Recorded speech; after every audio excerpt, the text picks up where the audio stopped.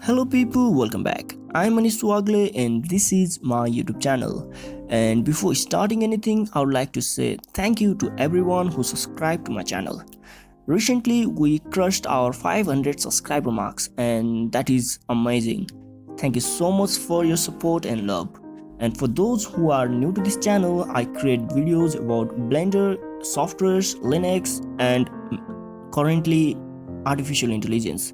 So if you are interested in any of those topic or any software engineering related thing, then you should consider subscribing and hit that bell icon. So keeping that out of the way, let's start today's video. Talking about the changes, first thing I changed was in our food system.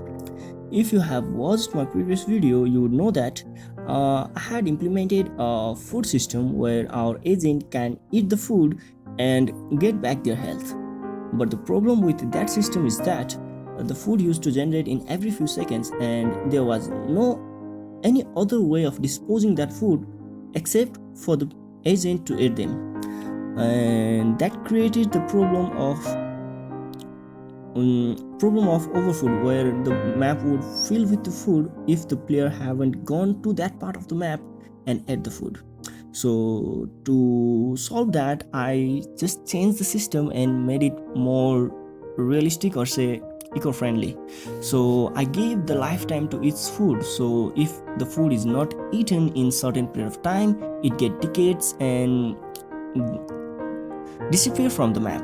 So by doing so, there will always be a constant flow of food in the map and player will not suddenly get lucky and eat all the foods and suddenly have huge population. So that is the first change I made in the system. Now let's talk about our agents. In previous video I had implemented speed feature, so player or agent can move faster or slower in each generation, and depending upon that trait they would progress in the ecosystem.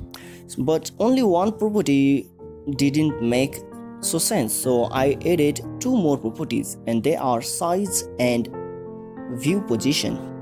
While the speed is already self-explanatory, that means if a player moves faster, it will drain more health and it also get higher chance of getting to the food faster than other mobs.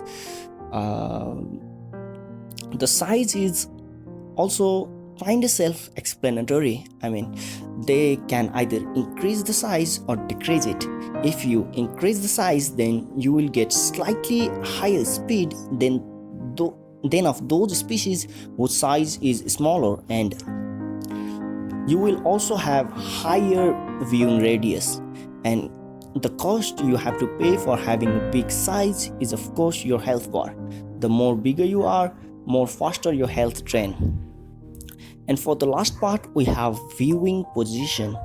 That means we have our player with this viewing radius surrounding him, and within this radius, if anything enters, then our agent get alerted.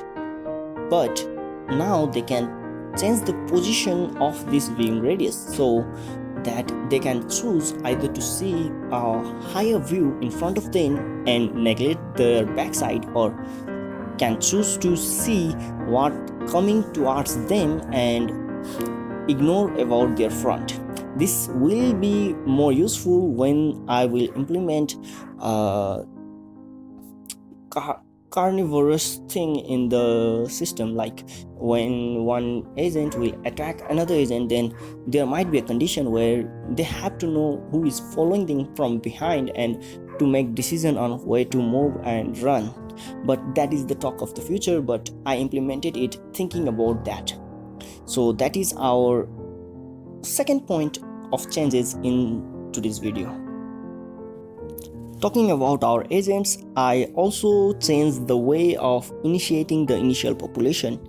If you have watched my previous video, of course, you will notice that to start the simulation, I had to manually create the duplicate copies of our player and spread them in the map, which was first tedious and I couldn't control on how much initial population I would need.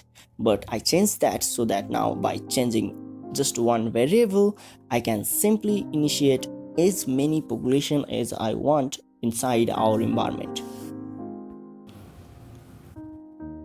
Those were the big changes, but I also balanced the system so that the player doesn't die instantly due to higher speed, or they don't live forever by staying in one place.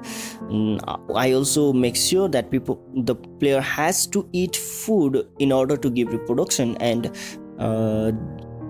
that will also count food into their fitness value. So they have to stay alive for a longer period of time, and they have to consume a lot of food for their higher chance of giving birth to the new population. And I also improve the food tracking system so that player can now see food around them nicely and can go and eat that food. And I also updated some other minor changes and bug fixes.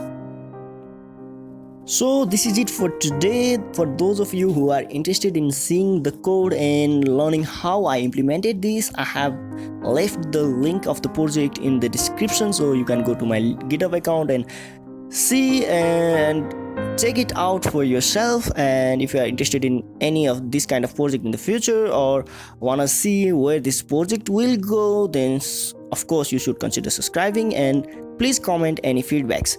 Thank you very much.